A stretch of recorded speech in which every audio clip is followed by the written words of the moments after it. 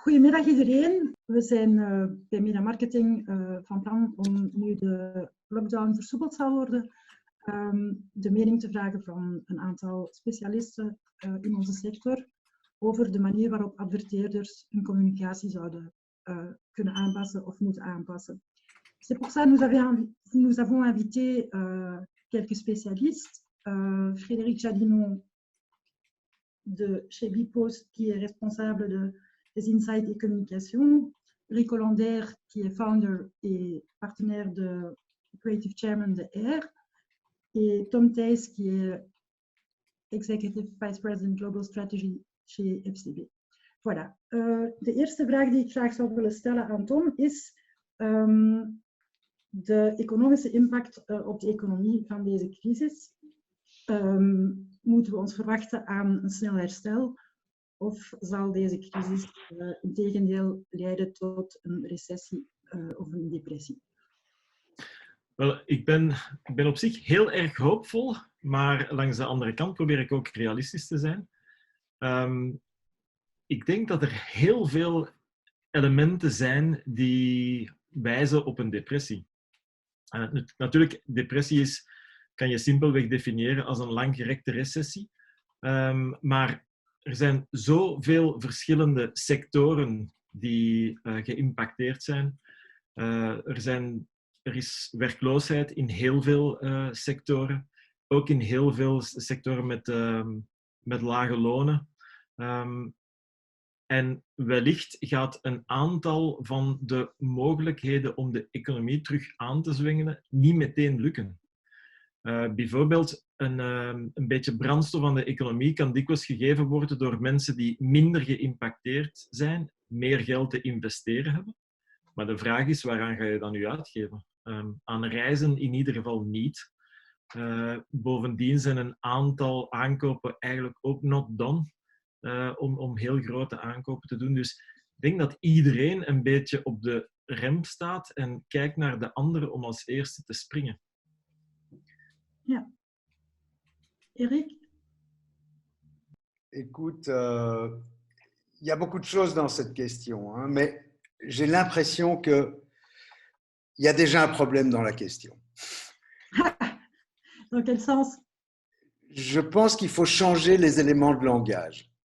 Oui. Ce qu'on appelle les éléments de langage. C'est-à-dire que, je la reprends devant moi, il y en a qui tablent sur une reprise rapide, d'autres qui pensent que ça va être plus long, voire que c'est 29, où on se situe.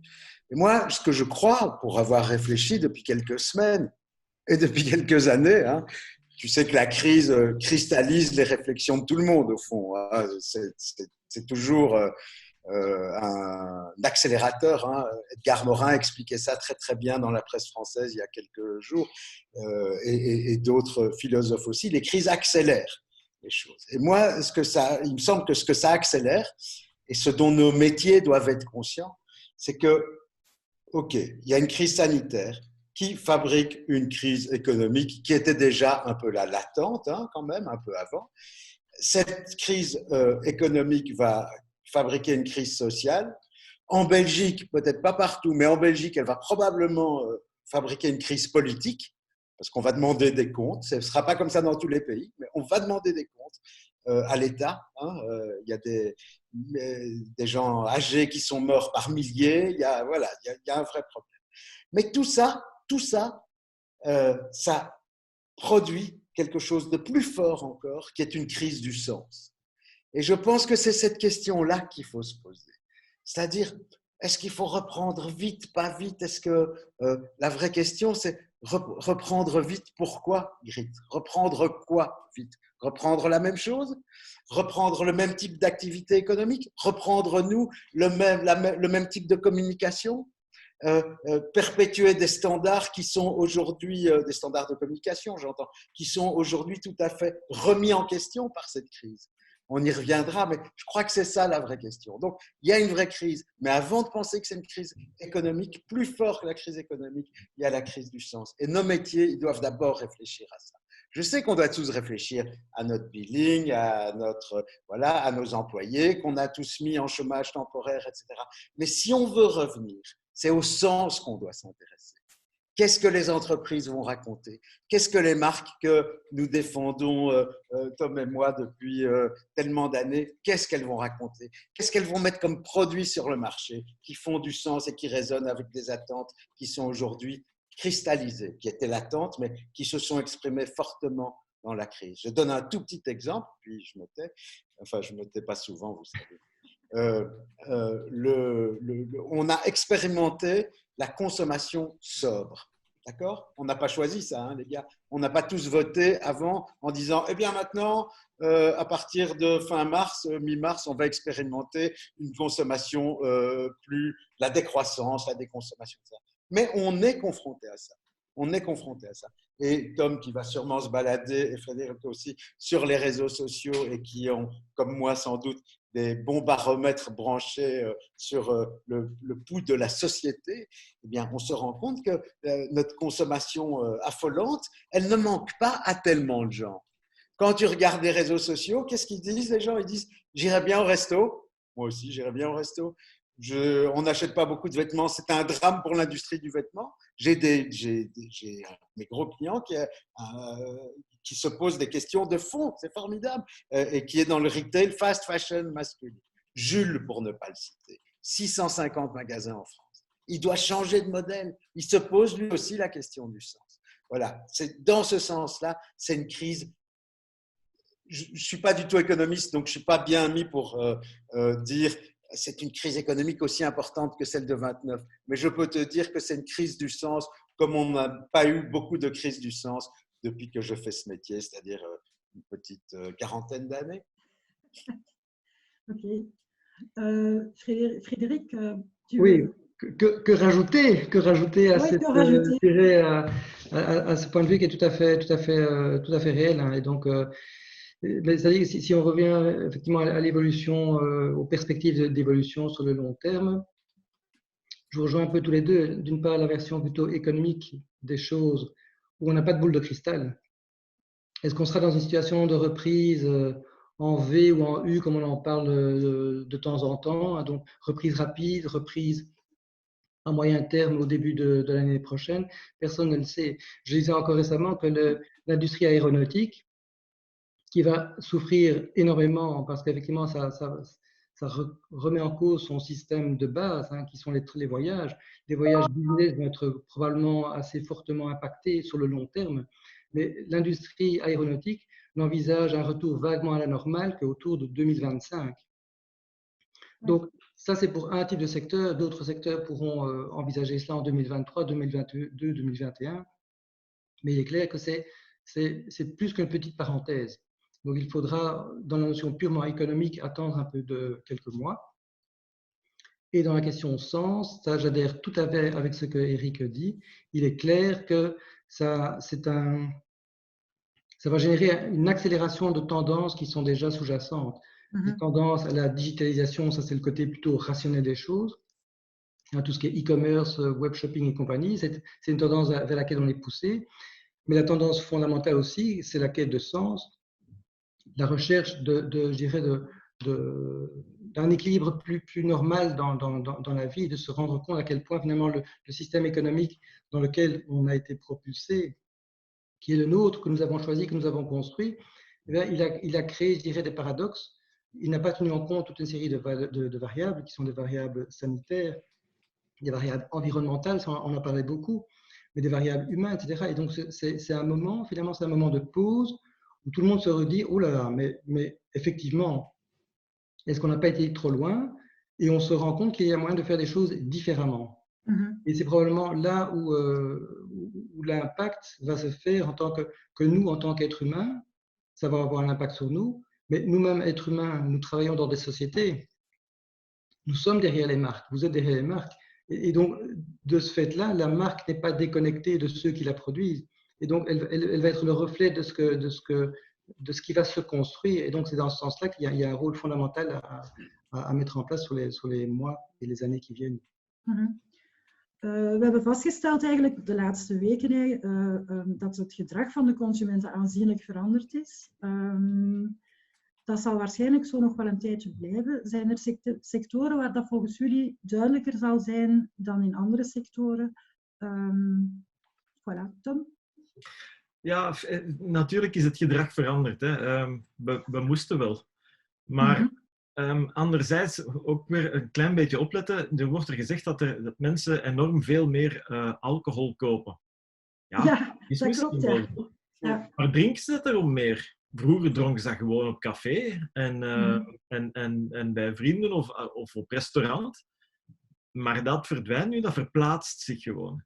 Ik denk dat fundamenteel gezien er niet zo heel veel verandert qua gedrag. Mensen gaan zichzelf ook nog wel eens een pleziertje doen. Dat pleziertje zal nu misschien geen merkchocolade zijn, maar dan een private label. En ze gaan misschien wat meer investeren in detergenten of zo ergens iets, weet ik veel. Maar eigenlijk, au fond, willen mensen niet echt van levensstijl veranderen. Ik denk dat op lange termijn er ook niet heel veel waanzinnig grote veranderingen gaan zijn in zaken die we volledig gestopt zijn met te doen. Wat ik mij afvraag is, gaan mensen nog een hand geven? Ik heb dat opgezocht, maar blijkbaar zijn er gedragingen die wel degelijk echt gewoontes die ernstig kunnen veranderen, zoals een hand geven. Zoals vroeger een handkus werd gegeven, wordt niet meer gedaan. Of de hoed afnemen, wordt ook niet meer gedaan, want we dragen geen hoed meer. Misschien dat we binnenkort zo het mondmasker afnemen om te groeten. Maar ik denk, als je kijkt naar wat zit er, wat is echt de fundamentele menselijke drive, dan denk ik dat er van daaruit interessante dingen kunnen gebeuren. Klaar mee? Een drive van mensen is bijvoorbeeld om samen te zijn. Heel veel ideeën, merken wij ook, ontstaan als mensen samen zijn, in contact. Het thuiswerken valt misschien nog wel mee nu, maar binnenkort gaat iedereen echt snakken om terug samen te zijn. Hoe gaan we dat oplossen? Misschien op een lichtjes andere manier dan vroeger. Misschien gaan de restaurants niet meer zo dicht bevolkt zijn. Gaan het minder restaurants zijn. Maar toch gaan die momenten om samen te zijn, die gaan terugkomen. En een ander ding is bijvoorbeeld creativiteit. We zien dat in tijden van crisis er ruimte is voor creativiteit. Omdat je gewoon veel minder te verliezen hebt. In feite, alle innovaties die je ziet die er in de vorige depressie van de jaren 2030 is geweest. Bijzonder veel innovatie die nadien dan ook gebruikt is in de Tweede Wereldoorlog. Maar die ook gebruikt is in de infrastructuur, in wegenaanleg, al die zaken, zijn toen uitgevonden. En zo gaan er ook nog, zo zie je dat eigenlijk in elke crisis dat er heel veel creativiteit naar boven komt. De builenpest heeft geleid tot de renaissance. Dus dat is denk ik iets wat ik zo spannend vind aan deze tijd. En per definitie gaat die creativiteit leiden tot dingen die we nu nog niet kunnen voorspellen. Ik ben heel benieuwd wat dat dan is. Oui. Eric, tu penses aussi que la créativité va avoir un rôle plus important dans le déconfinement, dans le monde après?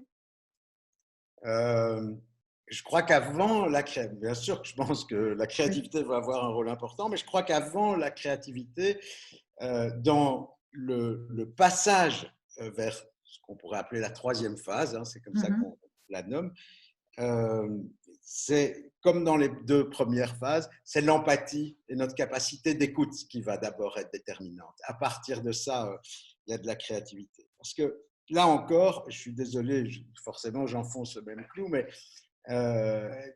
il va falloir de la créativité qui réponde, je pense, à des vrais besoins, qu'ils soient en bas ou en haut de la pyramide de Maslow, sans doute un peu plus haut, dans une sortie de crise, mais une créativité qui fait du sens aussi, quoi. J'ai vraiment l'impression, il y a des choses avec lesquelles je suis d'accord, Tom, bien évidemment, et je lisais d'ailleurs ce matin qu'il y a toute une industrie qui s'en sort pas mal, mais on doit comprendre qu'il s'en sort pas mal, mais c'est aussi très ponctuel, c'est très conjoncturel et pas structurel. Je vous donne un exemple. On est Covid-19 et Netflix, waouh, formidable, puisqu'on doit tous rester chez nous. Mais imagine maintenant que Covid 2021 arrive et que c'est le contraire. Je dis n'importe quoi, mais c'est le contraire. On doit tous sortir et respirer. D'accord? Parce que sur un autre... terminé, hein, Netflix. Tu vois ce que je veux dire? Et donc, Oui. on doit se poser des questions vraiment, et nos clients aussi, parce que nous, agence, pour nos clients, on doit avoir une vision qui va au-delà d'un an quand même. Si on n'a pas une petite vision sur le monde dans lequel on vit, on ne sera pas des bons conseils en créativité, en stratégie et en communication. Donc, il faut qu'on fasse l'effort d'avoir cette vision un tout petit peu plus long terme, un tout petit peu plus macroéconomique. Et alors, on se rendra compte que il y a des impacts très profonds sur quels sont les secteurs. Moi, je pense que dans les impacts profonds et plus structurels et moins conjoncturels, on va sans doute en reparler après, le local va être clé. Tu vois ce que la consommation locale, et je pense, les gars, que pour nos métiers, c'est une très bonne nouvelle. Je le dis, tous mes clients ne partagent pas cet avis, mais je pense que c'est une très bonne nouvelle parce que ce local, ce n'est pas seulement les produits locaux, c'est aussi la relocalisation du propos des marques. Est-ce qu'il faut continuer, je ne devrais pas dire ça, c'est mon client, à penser seulement à Atlanta, ce qu'on va raconter en Wallonie et en Flandre? Tu vois, voilà, je ne dis pas que c'est comme, je caricature un peu, mais je crois que ce besoin de local, par exemple, il va au-delà de manger des fruits de saison qui ont poussé ici. Voilà, c'est pas seulement ça. C'est plus fort que ça, c'est plus culturel et à mon avis plus structurel aussi. Je voudrais faire une page de publicité. Il va falloir de la créativité quand même. Et je continue à croire aux marques. Hein. Je dis ça parce qu'il y a quelques questions, il y a quelques personnes qui demandent ça. Et donc, je voulais vous dire qu'on continue à faire ça un peu. Hein. On reste une agence qui travaille pour les marques, y compris pour notre marque. Oui. Et pour rebondir à ce superbe Marc, quand on parle de faire de sens, parce que hier je voyais un courrier d'une société qui se propose effectivement d'envoyer des masques ou d'offrir la possibilité aux entreprises d'envoyer des masques à leurs employés, à leurs clients, etc., avec ou sans logo, accompagné évidemment d'une lettre qui permet d'expliquer le geste, d'expliquer l'importance du consommateur, d'expliquer, etc. Et donc, ce sont toute une série de petites actions qu'il est possible de mener dans le cadre d'une réaction à une situation Covid, par lesquelles les marques font du sens. Elles offrent du sens dans la relation qu'elles ont avec leurs consommateurs. Donc, ce n'est pas uniquement communiquer, effectivement, on va voir toujours les communications de type promotionnel, etc. Mais ce n'est pas de ça dont les consommateurs ont besoin, et certainement pas dans une période Covid où tout le monde quelque part est stressé, angoissé, on ne sait pas ce qui se passe dans 2 semaines, dans 3 semaines. La vie du gouvernement peut changer. Il y a un stress sanitaire qui est aussi réel. Hein. Tout le monde connaît quelqu'un qui a eu le Covid ou qui a eu des décès. Donc voilà, c'est quelque chose dont on ne parle pas assez, mais qui touche les gens. Et donc, si une marque parvient à renforcer le sens en envoyant par exemple ce genre de masque, why not, hein, ça concourt à renforcer la valeur de la marque dans la relation qu'il a avec le consommateur. Maintenant, pour revenir au point créativité, je suis convaincu que la créativité, que les agences, effectivement, là-dedans, auront un rôle à jouer parce que finalement, sortir d'une crise, on peut le faire de 2 manières. Hein. Il y a la version A, c'est on va vite essayer d'oublier la crise. On veut recommencer tout comme c'était avant, le copy-paste, voilà, on se dit, voilà, dans 6 mois, c'est fini, on recommence comme si de rien n'était, et on s'en fera un peu mal, mais on va s'en sortir. L'option B, c'est rebondir sur la crise et voir ce que la crise nous apporte, d'où vient la crise, quel est l'impact qu'elle a eu auprès des consommateurs. Et là, je pense que vous, en tant qu'agence, vous êtes les mieux placés pour sentir le pouls des consommateurs, le pouls de la société. Et donc, surfer sur cela, être inventif, ingénieux, innovant, et pas uniquement en termes de campagne, on s'entend bien, je pense qu'on est tous d'accord là-dedans, mais c'est aider justement les marques, aider les annonceurs à développer leur positionnement, leur offre produit, leurs offres services, leur type de message qu'ils vont avoir vers leurs consommateurs pour les amener à l'étape supplémentaire. Donc, je pense qu'il faut absolument éviter le syndrome du « ok, c'était une parenthèse, je la ferme, je continue comme avant », mais comment, avec ce nouvel environnement, comment aller plus loin. Et là, je pense que les agences et la créativité a certainement un rôle à jouer. et j'aime bien ce que tu dis, et Tom le mentionnait, je pense que plus qu'avant, il faut c'est important qu'on soit en amont, upfront, bien avant la communication. Vraiment. C'est pour ça que je dis créativité, mais pourquoi mettons on est supposé être, nous, les boîtes de research avec lesquelles on travaille, les stratèges particulièrement, on est supposé être ceux qui sentons le mieux ce à quoi les citoyens aspirent aujourd'hui. J'ai du mal à dire consommateur, les gars, parce que comme vous l'avez vu, plus personne ne consomme rien du tout. Donc, quel consommateur de quoi, tu vois? Donc, voilà. Donc, c'est pour ça que je dis citoyen, pas par opportunisme, mais ça me semble tellement anachronique ou pas juste par rapport au moment qu'on traverse, que je préfère parler ou de nos contemporains ou des citoyens. Bien, je crois que comme c'est nous qui sommes le plus à même de percevoir leurs aspirations, d'accord, et avant leurs vraies envies, leurs vrais besoins, etc., il faut qu'on travaille plus close, comme essayent de le faire un certain nombre de boîtes. Je ne suis pas en train de réinventer le métier. Il y a plusieurs années qu'on se dit on doit être en amont, bien en amont des briefings de communication. Je crois que maintenant, on doit vraiment être plugué dans le produit. Si on veut aider nos clients. J'avais un workshop il y a 2 jours avec un de nos clients. C'était vraiment intéressant. Le moment où on a pu commencer à basculer dans le produit, c'était le moment intéressant. Tu comprends ce que je veux dire? C'est que voilà, je crois que les agences doivent aller mettre leur créativité en amont, voilà, parce que ça va être la meilleure manière de rencontrer les besoins ou les désirs de la société. Ja, en dat is iets dat ik ook merk eigenlijk. Het is gek hoe we de laatste tijd strategieën of plannen of voorstellen goedgekeurd hebben gekregen die al maanden ergens blijven hangen en ja, toch maar niet en dat er getwijfeld wordt. En dat is op zich een goed teken. Er zijn een aantal bedrijven die een aantal belangrijke beslissingen gewoon hebben uitgesteld.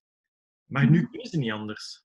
En ik denk dat er zijn ook bedrijven die bijvoorbeeld al heel lang hebben gezegd, ja, als we ooit eens tijd hebben, moeten we in e-commerce investeren. En dat is waar, maar ja, enzovoort. En toch twijfelen. En nu merken ze van, uiteindelijk viel dat toch mee. Uiteindelijk is dat is op een paar weken tijd hebben we dat nu toch op poten gezet. Heeft nog wat kinderziektes, maar uiteindelijk valt het mee. Dus voor een aantal bedrijven die zijn nu verplicht geweest om een stap te zetten. En een belangrijke stap. Verplicht om verandering te doen. Als alles redelijk goed gaat, zijn we niet geneigd om iets te veranderen. En dat bedoel ik ook met creativiteit en innovatie. Heel veel merken, bedrijven, mensen zelf zijn verplicht om zich eens af te vragen van, is dit eigenlijk de beste manier om te doen wat we doen? En dat gaat voor een aantal erg gezonde en interessantere bedrijven leiden op termijn, denk ik. Ja. Heeft eigenlijk dat een impact gehad op jullie rol als bureau? Heel deze situatie, heel de vragen die opduiken? Absoluut. Ja. En het leuke vind ik dat we we hebben de laatste jaren heel veel goede kritieken gehad op vlak van creativiteit. Op dit ogenblik is het zo dat zowel aan de kant van de strategie als aan de kant van de productie, dat we nu ook het verschil hebben kunnen maken. Ineens wordt er toch meer input gevraagd van strategen. Hè. We worden, zoals daarnet gezegd werd, een beetje als de waarzeggers gezien. We moeten dan meer gaan inschatten van wat dat de beste manier zou zijn voor een merk om hier door te komen. En tegelijkertijd moet je dus enorm creatief zijn in de productie. Hè. En moeten die heel goed op elkaar afgestemd zijn. Een idee met een waanzinnige cast op een waanzinnige locatie, ja, dat krijg je gewoon niet meer geproduceerd. Dus het is niet dat de productie het overneemt, het is ook niet dat de creatie gewoon kan doen wat ze willen. Maar als dat goed op elkaar is afgestemd, dan kan je in heel korte tijd wel dingen gedaan krijgen. Dus ik denk dat we daar op dat vlak, dat wel is geapprecieerd en dat we daar wel wat meer verschil kunnen maken.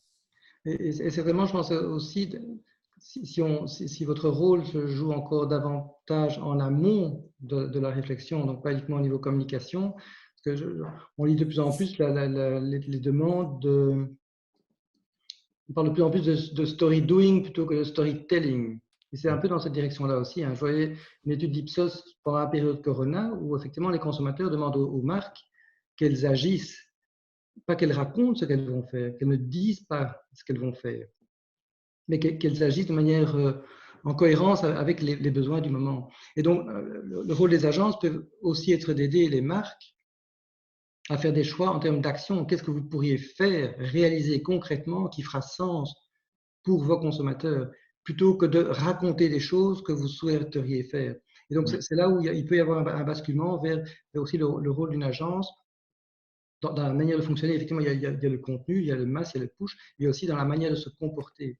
Et je dirais, si je prends un exemple, Bipost, vous avez probablement tous entendu parler de l'action sur la mobile postcard, par laquelle finalement Bipost a offert finalement aux citoyens, pas aux consommateurs, parce qu'ici on est dans un contexte de besoin de partage, de besoin de relation, de besoin de sentir les sentiments des uns et des autres. Il a fait la possibilité d'envoyer ses cartes postales, et parce qu'on sait que le courrier a vraiment une valeur émotionnelle forte chez les consommateurs, chez les citoyens, on va dire. Le fait de recevoir du courrier est vraiment quelque chose d'apprécié. Et ce n'est pas uniquement pour le courrier privé. On sait que le courrier, même publicitaire, ce sont des moments agréables vécus par les citoyens dans leur maison. On a réussi finalement à faire en sorte que 1,5 million de cartes ont été partagées. Donc c'est quand même un signe assez fort d'une action où la marque, entre guillemets, Bipost a pris son rôle sociétal en main pour offrir aux consommateurs la possibilité d'échanger. Voilà, ça c'est une action par laquelle il n'est pas nécessaire de communiquer autour de ce que l'on souhaite faire. Et donc, je pense que chaque marque dans son domaine pourrait faire cette réflexion de « OK, que puis-je moi mettre en place ?» Après ça, on peut utiliser comme sujet de communication. Mais voilà, et cette crise de Covid est vraiment un momentum particulier, unique, sur lequel les marques pourraient, je dirais, capitaliser pour signifier quelque chose. Moi, je partage tout à fait cette idée-là, puisque d'ailleurs, la demande intéressante dès le début de la crise, avant même le confinement, en tout cas chez les clients les plus smart, je vais dire, et nos clients la plupart d'entre eux sont plutôt smart, c'était ça. Le questionnement, d'ailleurs, c'est ce qui nous a amené à réfléchir, à produire un document, etc. C'était pour essayer de répondre à une question, on n'avait pas les réponses comme ça, qui était qu'est-ce qu'on peut faire, pas qu'est-ce qu'on peut dire, qu'est-ce qu'on peut faire. Ça ne veut pas dire qu'on ne peut pas en parler après, mais qu'est-ce qu'on peut faire. Et je pense que, bon, à nouveau, cette crise agit plus comme un accélérateur et elle cristallise des choses qui étaient déjà là avant la crise, parce que on est plusieurs à militer, Geoff chez Happiness depuis longtemps, chez R depuis longtemps, à dire le story doing, il n'y a pas que le storytelling, il faut passer au story doing. On attend des marques qu'elles agissent et qu'elles prouvent. Mais aujourd'hui, elles n'ont plus le choix. C'est-à-dire que ce qui est très intéressant dans cette crise, c'est que si elles se comptent, elles sont irrecevables, elles se disqualifient aux yeux des consommateurs et des citoyens et de la société tout entière. Ça, je trouve que c'est vraiment quelque chose qui a changé et j'espère qui s'est accéléré dans la crise et j'espère que ça fait partie des bonnes pratiques. Vous voyez ce que je veux dire ? Ça, c'est les best practices. Puisqu'on dit toujours que dans la crise, il y a une opportunité. Ben là, il y a en tout cas une opportunité d'apprendre des choses. Et ça, c'est les bonnes pratiques qu'on va devoir perpétuer après cette crise. Maar ik denk dat ik ben het er ook mee eens. En er zijn een aantal prachtige voorbeelden. Ik weet heel in het begin van de crisis dat Louis Vuitton ineens ging hand sanitizer maken. Dat was toen absoluut nieuw en dat was heel straf. Uiteindelijk hebben ik weet niet hoeveel merken dat gedaan. En het is een beetje voor... Ja, je moet dat doen als een citizen brand of een citizen company. Maar hoeveel verschillende dingen kan je doen die echt ook juist zijn voor een merk? Het voorbeeld van Bipost is een heel goed voorbeeld. Want ja, mensen zitten in isolatie. Je moet toch op de een of andere manier die band onderhouden. Uiteraard dat een brief of een postkaart daar een ideaal middel voor is. Dus dit is iets dat wij kunnen doen dat heel eigen is aan Bpost. Let's go for it. Maar er zijn ook heel wat bedrijven die wel iets willen doen en die dan 2% afstaan aan de gezondheidswerkers en verplegers en verpleegsters. En dat zijn initiatieven die goed bedoeld zijn, maar je kan niet verwachten dat iedereen erop zit te wachten om al die mededelingen te zien en ook te appreciëren. Je wil niet weten hoeveel e-mails ik de laatste tijd gekregen heb van merken waar ik blijkbaar ooit mijn e-mailadres heb achtergelaten of misschien 10 jaar geleden iets bij gekocht heb. En die nu zeggen van we are ready for you. Allee, ja, let's do this together. En dus er wordt heel veel gecommuniceerd ineens, heel veel gedaan en heel veel acties. Maar ook daar is het net zoals in reclame of communicatie. Er is heel veel ruis en heel veel grijs. En maar een paar dingen die mensen oppikken en die echt juist zijn voor het merk. Je pense que un des learnings pour nous c'est que qui a été intéressant, c'est confirmé par quelques études, ça, c'est qu'en fait, il faut, quand les agences réfléchissent avec leurs clients, c'est pour ça que l'initiative Bpost est évidemment bien, il faut qu'elles réfléchissent dans leur périmètre de marque. Il est élargi, mais elles doivent réfléchir et agir dans leur périmètre de marque. Parce que c'est ça, Tom Vuitton, il fait son gel avec son alcool qu'il n'utilise pas pour ses parfums. Et donc, make sense. Donc, si tu es dans ton périmètre de marque, c'est malin. Et tu peux le réfléchir de façon élargie. C'est des brainstorming passionnants que je recommande à toutes les agences, à tous les clients pour le moment. Et d'ailleurs, tu sais, j'ai eu beaucoup de collègues après la sortie du Go with the Curve qui était plutôt chouette et encourageant sur le modèle et qui me disait, parce que vous le savez, il y a chez nous aussi, il y a toute une partie de l'activité qui est à l'arrêt ou qui est ralentie, etc. Et je pense que ce qu'il faut faire, là, Frédéric, je m'excuse, je fais du corporatisme 2 secondes pour les agences de pub. Ce qu'il faut faire, c'est appeler les clients en disant OK, vous avez coupé les budgets, vous êtes inquiets, vous savez combien nos professions, nos métiers sont affreusement court-termistes. Malheureusement, souvent, oui, les marketeers ont des pressions qui sont celles de leur hiérarchie, celles de la bourse, celles de on coupe. Mais on peut, justement, si vous avez du temps, puisqu'il y a des agences qui se sont mis en disponibilité en offrant leurs services, je ne sais pas si vous avez vu ça, à d'autres clients d'ailleurs, c'est une manière de faire de la prospection. Moi, je leur dis, mais occupez-vous plutôt de vos clients et réfléchissez avec eux à ce qu'ils pourraient faire, comme pas à ce qu'ils pourraient dire, à ce qu'ils pourraient faire. Après, on peut communiquer plus ou moins. Là, Vuitton l'a fait intelligemment puisqu'il n'y a pas eu de publicité, mais seulement et encore, de la presse et même du off. Truc très malin aussi, que je recommande beaucoup, que je trouve malin mais pertinent, c'est que les actions des marques, que les agences peuvent les aider à construire, à penser, etc., elles doivent être non pas véhiculées aujourd'hui par la publicité, d'accord ? Ce n'est pas le moment d'aller faire construire son image en disant genre regarde comme c'est bien ce que je fais, regarde regarde comme je suis une marque citoyenne et tout ça. Mais par contre, le faire porter par l'interne chez les marques, ça c'est intéressant. Je vous dis ça, et c'est pas de la stratégie, c'est de l'observation de nouveau. Je vous donne un tout petit exemple. Ce client Jules, en début de confinement, coupe son e-commerce, d'accord ? Un fashion retailer, il coupe son e-commerce. Et je lui dis, mais vous êtes fous les gars, c'est le seul truc qui va aller booming, ne coupez pas tout ça. Et il m'explique, donc le marketing director m'explique, écoute, les gens chez nous ne veulent pas, ils disent, bon c'est en France surtout, mais ils disent que ce n'est pas le moment de mettre, les routes sont pour les premières urgences et pas pour… Alors moi, je dis, les gars, c'est aussi parce que je leur avais dit, c'est aussi votre boulot de garantir de l'emploi et un salaire à vos troupes, quoi. Et donc, ils ont coupé ça.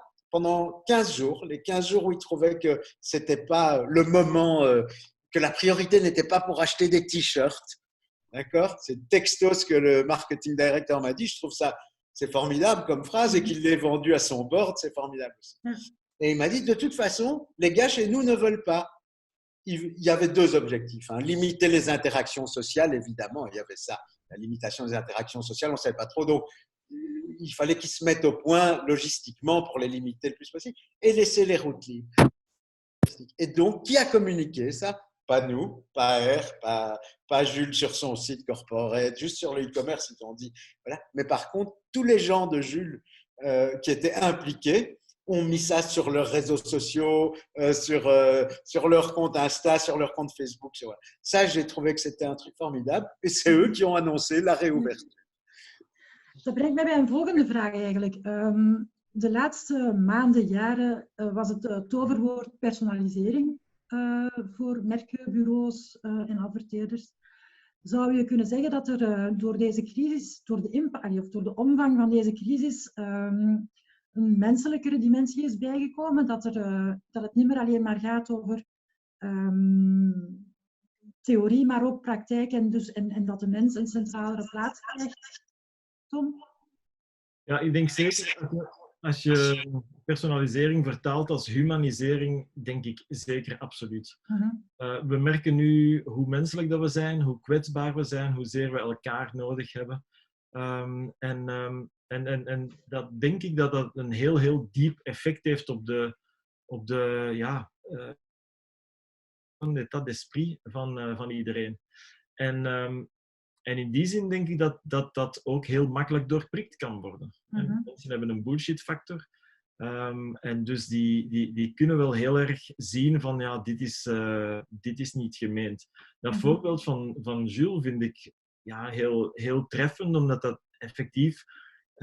je hebt gelukkig nog marketingmensen en bedrijfsleiders die in de eerste plaats hun maatschappelijke rol zien en dan pas hun commerciële effecten voor aandeelhouders, die toch hand in hand gaan. Maar personalisatie is niet het personaliseren van de naam en weet ik veel wat, of het aanpassen van verschillende reclameboodschappen en slimme remarketing. Dat is voor mij niet personaliseren. Personaliseren is wel veel dichter staan bij mensen. En snappen dat er achter elke persoon een individu schuilt met eigen bedoelingen.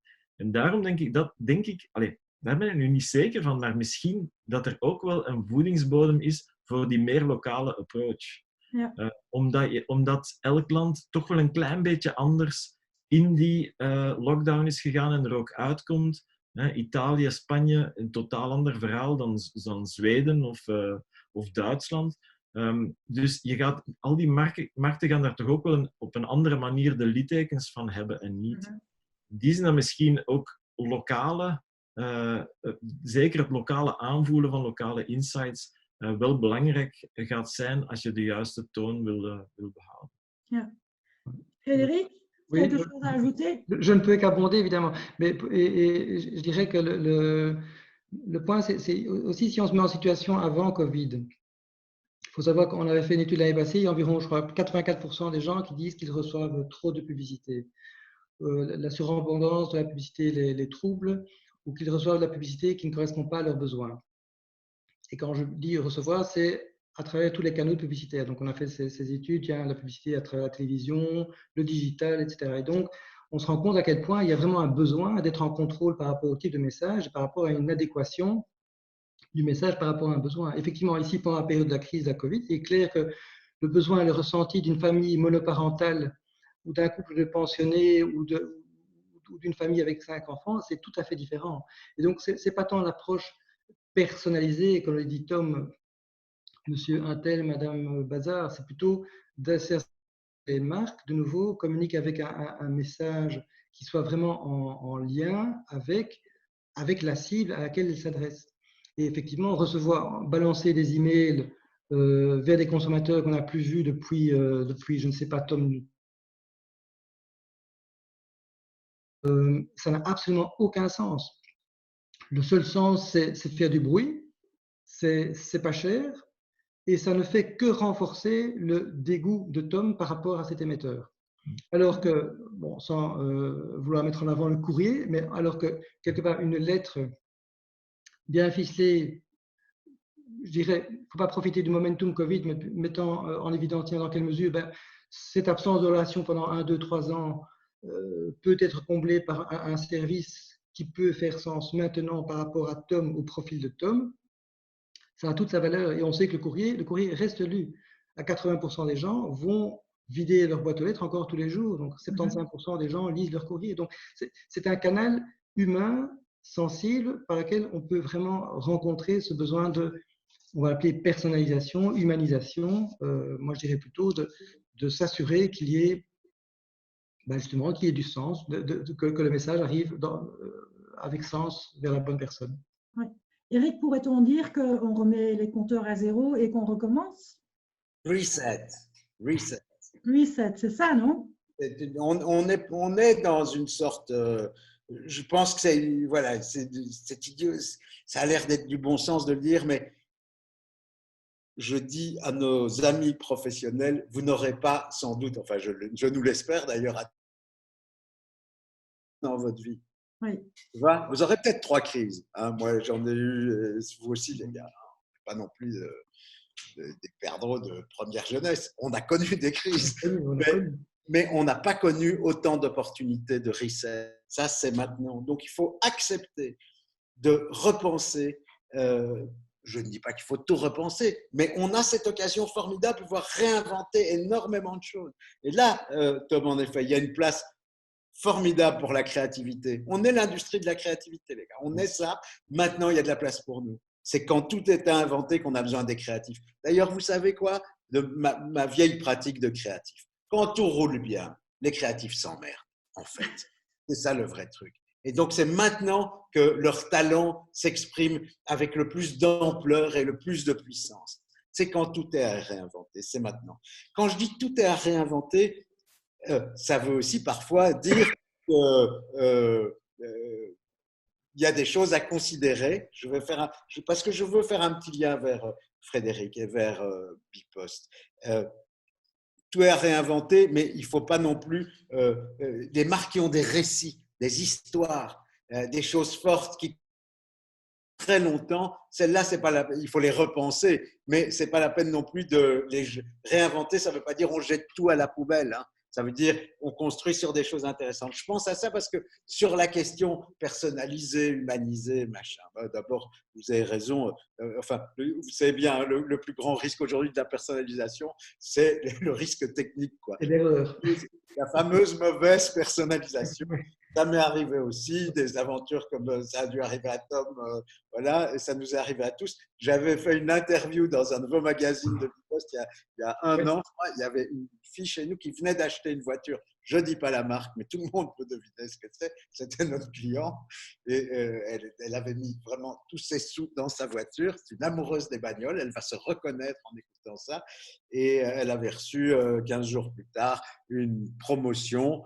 Chère Madame Machin, et voici une promotion pour ce modèle que vous aimez tant. Le truc qu'elle avait acheté 15 jours plus tôt. Donc ça, la personnalisation, quand c'est mal fait, c'est tellement nuisible et toxique pour les marques qu'il faut faire attention. Mais par contre, je pense qu'il y a un truc intéressant dans Bipost, puisque Frédéric est là, et c'est que la Poste, comme on disait avant, c'est quand même à peu près la marque, l'entité avec un des plus gros liens émotionnels avec la population. Vraiment. Parce qu'on a tous vécu avec ça. Les plus vieux se souviennent des boîtes aux lettres rouges qui ont été… Voilà, je sais, pour avoir travaillé pour La Poste à l'époque, avant qu'elle s'appelle Bipost, combien ça a été difficile de maintenir quelque chose qui ressemble à un service public un peu efficient. Hein, c'est quand même un… Voilà. Et ça, il ne faut pas le réinventer. Ça fait complètement partie de l'humanisation. Il y a quelque chose pour eux à faire maintenant qui est de capitaliser sur cette dimension humaine qu'ils ont et qui est absolument admise est reconnu par tout le monde. Et c'est intéressant à un moment où on sort, parce que c'est quoi qui qualifie cette crise du Covid? C'est quand même en grosse partie la rupture du lien. Et on expérimente tous, nous ici d'ailleurs, tous les quatre, que le lien digital ne remplace pas complètement le lien social. Et donc, il y a dans la marque Bipost un truc qui fait tellement partie de ce lien que, et c'est un conseil que je donne à Bipost, qu'il ne faut pas le gommer complètement. Tu peux mettre un peu de technologie là-dedans, tu peux, évidemment, tout n'est pas, c'est pas obligatoire que ça arrive dans ta boîte aux lettres, mais là-dessus, eux, ils ont de quoi reconstruire, à mon avis, pour les 3 ans qui viennent. Oké. Super, jullie hebben heel interessante dingen gezegd. Ik ben heel blij dat jullie hebben meegedaan, dat we mochten rekenen op jullie expertise, jullie vakmanschap. Je vous souhaite vraiment une excellentissime reprise de la meilleure façon qui soit. En ik hoop dat we er allemaal samen uit geraken en dat we inderdaad op een nieuwe manier kunnen ons vak uitoefenen. Et que les agences puissent trouver de nouvelles ressources pour justement réinventer sur les bases existantes pour un meilleur monde en fait. Voilà. Merci beaucoup. Merci. Bye. Bye, guys. Merci. Dankjewel. Dag.